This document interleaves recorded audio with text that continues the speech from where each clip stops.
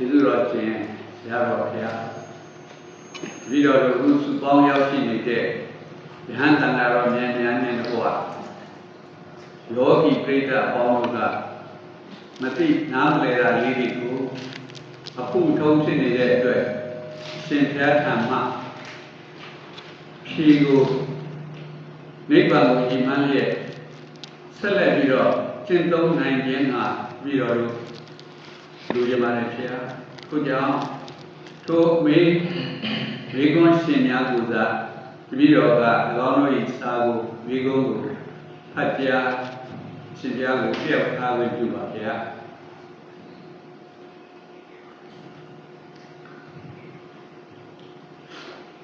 မေကွန်းနံပါတ်1ပါဗျာ။စုပေါင်းတရားထိုင်ခြင်းစုပေါင်းတရားနာခြင်းဤထူးခြားသောအကျိုးအာနိသင်တို့ကိုပထမဥစွာမိန့်ကြားပြီးတော်မူပါ So the question is the benefit of practicing together and the benefit of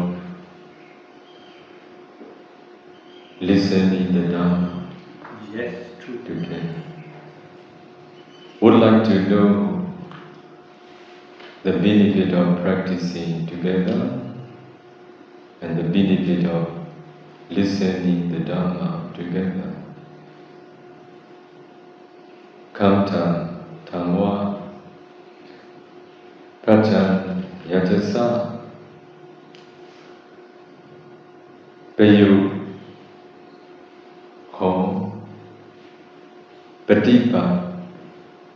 Duikan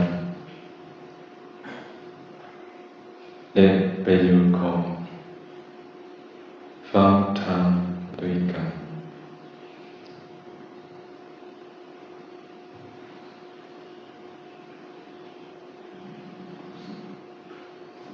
For the realization of the Dhamma, we need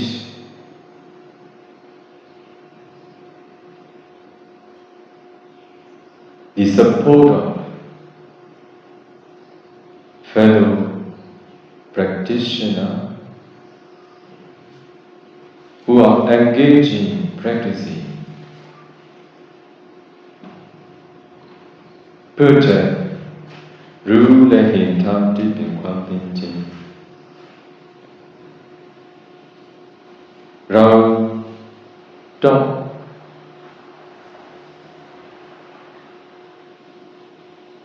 Dai Kansanam Sanu Kong Phượng Phu Patipa Thi Lâu Người Patipa Kanya Chinh Changတရားထုတ်ထွင်းသိဖို့တရားကိုတကယ်ထုတ်ထွင်းသိလို့တဲ့စိတ်ညိုကိုင်းဆိုင်မှုဖြင့်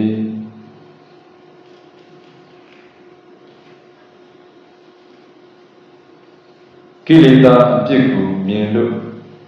တရားအပြစ်ကိုမြင်လို့လွတ်မြောက်ရာခီးကိုရှာမိမယ်ဆိုတဲ့ဥတည်ချက်ဖြစ်ကြောက်ကုန်ကြခဲ့ကျင့်ကြံကြိုးကိုအားထုတ်နေကြတဲ့တရင်သုံးပေါ်တရားကျင့်ဖို့ကျင့်တတ်ပြီးလိုအပ်တယ်ထိုကဲ့သို့တကယ်ကျင့်ကြံကြိုးကိုအားထုတ်နေတဲ့သူတော်ကောင်းတွေကိုမြင်ရတွေ့ရလို့အားကြတဲ့စိတ်အားရတဲ့စိတ်ကြည်နူးတဲ့စိတ်လေးစားတဲ့စိတ်တွေဟာတရားထုတ်ထွင်းသိလို့တဲ့သူတော်ကောင်းတွေအတွက်အင်မတန်မှကြီးကျယ်တဲ့အကြောင်းထောက်ပံ့ကြီးပဲဖြစ်တယ် Before we could develop concentration,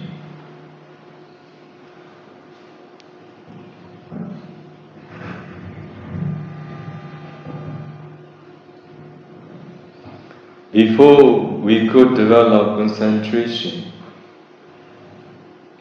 If we practice alone, we will feel lazy. Whenever we have difficulty, we will think what to do, mostly to rest, to change the posture, to do this and that. That's why for the development of concentration, we need group sitting. When we do group sitting, practicing together in the same room, sometimes we feel dukkha, we feel lazy. At that time we open and see fellow practitioners, those who are engaged in practicing.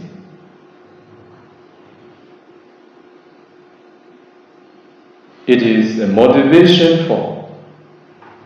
those who would like to know and see the Dhamma. Even though we would like to stop, we would like to do this and that, we would like to leave the room,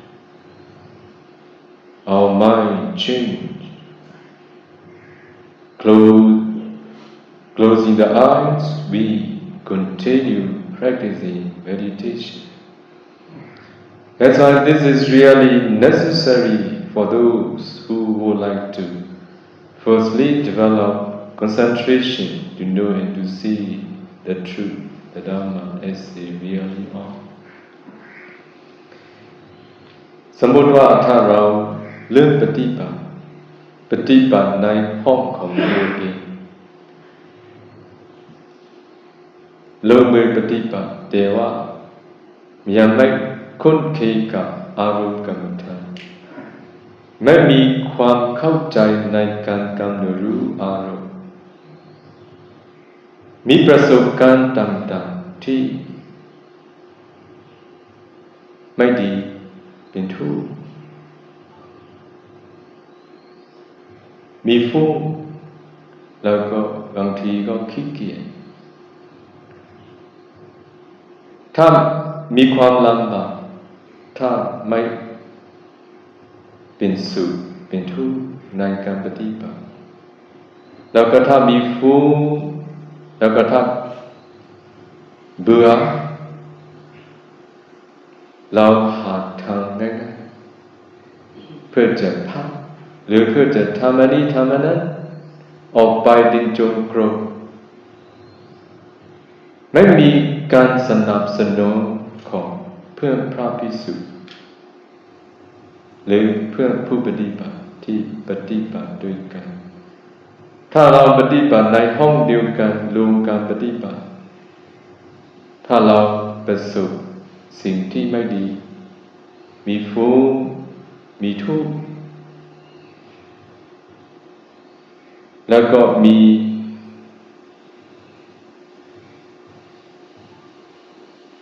ความรู้สึกเบื่ออยากจะหยุดปฏิบัติต่อไป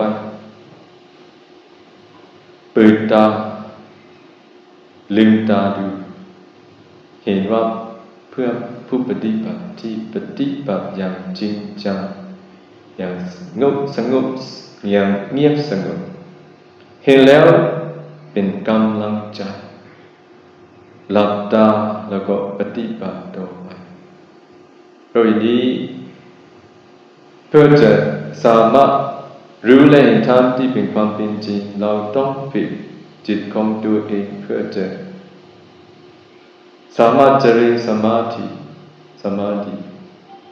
เพื่อจะสามารถเจริญสมาธิเราต้องพัฒนาจิตที่รู้อารมณ์เดียวโดยนั้นติดต่อเนื่องเพราะอย่างนี้ถ้าไม่ได้ปฏิบัติด้วยกับเพื่อนผู้ปฏิบัติทั้งหลายเพื่อนพระภิกษุทั้งหลายลำบากที่ไม่เต็ม Vegetarian Samadhi.တရားလူလားလို့တရားရှင်းလာကြတဲ့ယန္တရောကောင်းဒီလူတော်ကောင်းဒီတမာတိထူထောင်ကြတမာတိရှိတဲ့ပုဂ္ဂိုလ်ဟာသစ္စာလေးရအမှန်တရားလို့ခေါ်တဲ့ဒီတရားတွေကိုဟုတ်တိုင်းမှန်စွာသိမြင်မြင်ပဲလို့ဘုရားရှင်မိန့်တော်မူခဲ့သည့်အတိုင်းတမာတိဒီဟုသောအာယုတစ်ခုဒီပေါ်မှာစိတ်ကပ်ပြီးတည်နေအောင်ကြိုးစားတဲ့အပိုင်းပါတန်ရာခိတလျှောက်အာယုများစွာနှစ်သာမိလျော်ပြောပိုက်ဖြစ်ချိုက်ခဲ့တဲ့ဒီစိတ်ကိုအာယုတစ်ခုဒီပေါ်မှာစိတ်ကပ်ပြီးနေနိုင်ဖို့စတင်လေ့ကျင့်တဲ့ခီးဟာအင်မတန်ခက်ခဲတဲ့ခီးပဲတော်တဲ့ကိုယ့်ရဲ့အခန်းမှာကိုယ့်ရဲ့ကျောင်းဆောင်မှာတမာတိထူထောင်ကြခမ်းမှာပဲတရားအထုကြဆိုရင်တော့တရားမှတရားဖြစ်မှာမဟုတ်တရားမှတမာတိလည်းဖြစ်မှာမဟုတ်ခက်ခဲဖြစ်ပြီးပြင်းကြီးပြီးညီးငွေ့ပြီး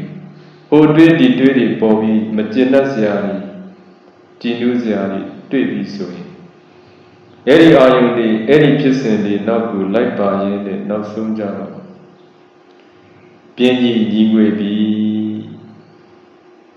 အနာပါလေအိယာကအစင်သက်ရှိတော့တော်တော်ဟန်ကြတယ်လှဲလိုက်တာကောင်းပါလေလीနော်တူဒီပုံလေဟိုဟာလေးထားလို့တရားလေးထားလို့လေစိတ်ွယ်ရအရက်ဆိုတာတော်တော်ကောင်းဖြစ်တဲ့သူတွေအတွက်တော့မှမလျော်တာဖြစ်တတ်တယ်ဒါကြောင့်မို့ဒီဆရာတော်ခွင့်ကိုမပြုဘူးဒါကြောင့်ကိုယ်တောင်းမှာပဲတရင်သုံးပြီးတရားထိုင်ခြင်းနဲ့ဆိုရင်တော့နားလည်အောင်ပြောတယ်သဘောပေါက်အောင်ပြောတယ်သက်ဝင်အောင်ပြောတယ်အများနဲ့အားထုတ်ခြင်းစိတ်ဖြစ်အောင်ပြောတယ်လိုက်နာကြပါမလိုက်နိုင်ရင်တော့သွားတော့ဒီလိုပဲပြောအောင်နော်ဘာဖြစ်လို့လဲအကျိုးမရှိနိုင်ဘူး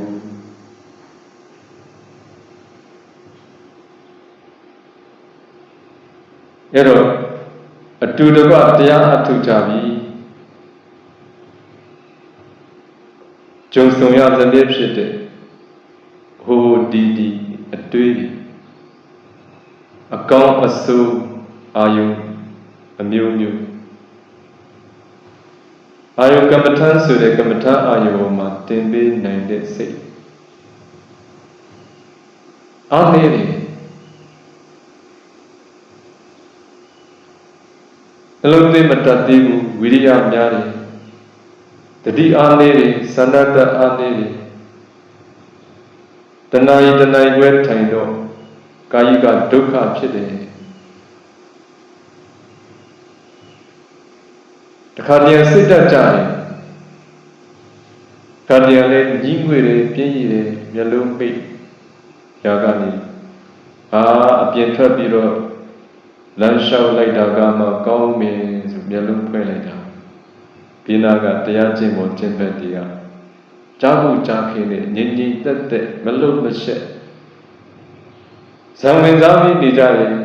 ကောင်းစွာတရားကျင့်နေကြတာတွေ့တော့စိတ်ပြောင်းလာတယ်ဆက်ကြိုးစားမှတော်မယ်ဆိုတရေသုံးဟော်တွေရဲ့အကြောင်းအထောက်ပံ့ဟာအင်မတန်ကြီးကျယ်တာအဲ့လိုနဲ့တမာတိတွေဖြစ်ကုန်ကြတာလေAfter they have developed concentration, some they would like to practice in their room. This teacher requested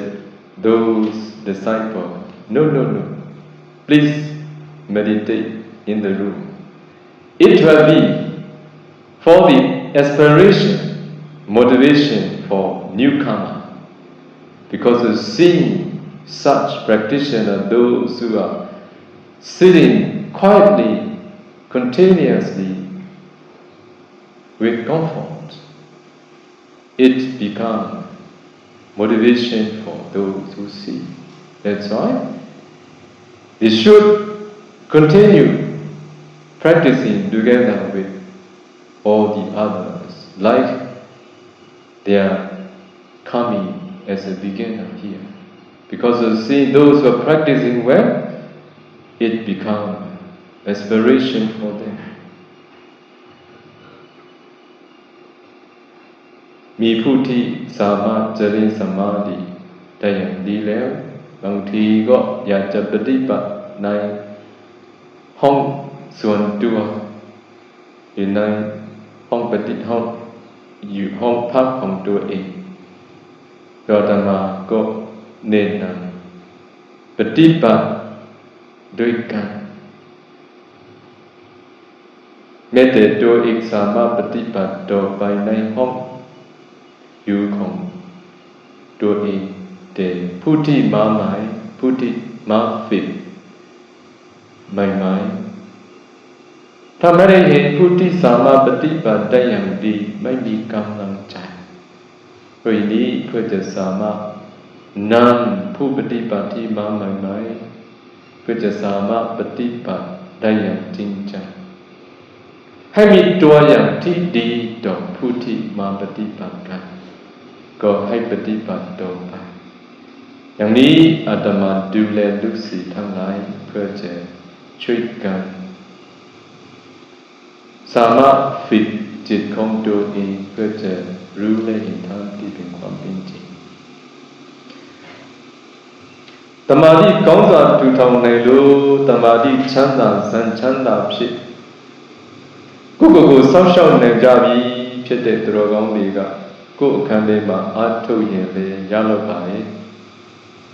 ကိုယ့်ရဲ့ဒီသက်ကျောင်းဆောင်မှာအာထုတ်ရင်လည်းဖြစ်နိုင်ပါပြီဓမ္မဖြစ်မွေးလျော်နိုင်ကြပြီဒါပေမဲ့ခွင့်မပေးဘူးအသစ်ရောက်လာကြတဲ့သူတော်ကောင်းတွေရှင်ပြားတို့တပည့်တို့အသစ်ရောက်ခဲ့စဉ်တော့ကတကယ်အားထုတ်တဲ့ပုဂ္ဂိုလ်တွေကိုမြင်ရလို့တွေ့ရလို့အားကြတယ်အားရခွန်အားဖြစ်တယ်သူတို့လိုလည်းငါတို့ကြိုးစားမယ်ဆိုတဲ့စိတ်ခွန်အားတွေကိုဖြစ်ပေါ်စေတဲ့အတွက်အတူလိုက်ပြီးတော့ကျင့်ခွင့်ရအောင်နောက်လာတဲ့တရားလိုလာတဲ့သူတော်ကောင်းတွေကိုဆွဲခေါ်နိုင်ဖို့အတွက်အားလုံးအတူတကွတရားအားထုတ်ပြီးပါဆိုပြီးတော့ဒီလိုတတိတွေကိုဆွဲခေါ်လာလို့တရားဖြစ်ကြီးပွားနေကြတာအဲ့လိုမဟုတ်ဘူးကိုကြောင့်မှကိုတရင်သုံးပြီးအားထုတ်ကြဆိုရင်တော့မျိုးဆက်ပြတ်သွားတယ်နော်အဲ့ဒီမျိုးဆက်အရေးကြီးတယ်မျိုးဆက်ကိုဆက်ဖို့အတွက်အတူတကွတရားအားထုတ်ခြင်းဖြစ်ခွန်အားကိုဖြစ်စေလျက်ခွန်အားတွေကိုတိုးပွားစေတဲ့တရားတွေကိုထိုးထွင်းသိခွင့်ရစေနိုင်တော့သူတော်ကောင်းအသစ်တွေပေါ်ထွန်းလာစေဖို့အတွက်ကြီးစွာသောယေရှုပြုပါလေလို့ဒီလောက်ပဲဖြစ်ခြင်းလေ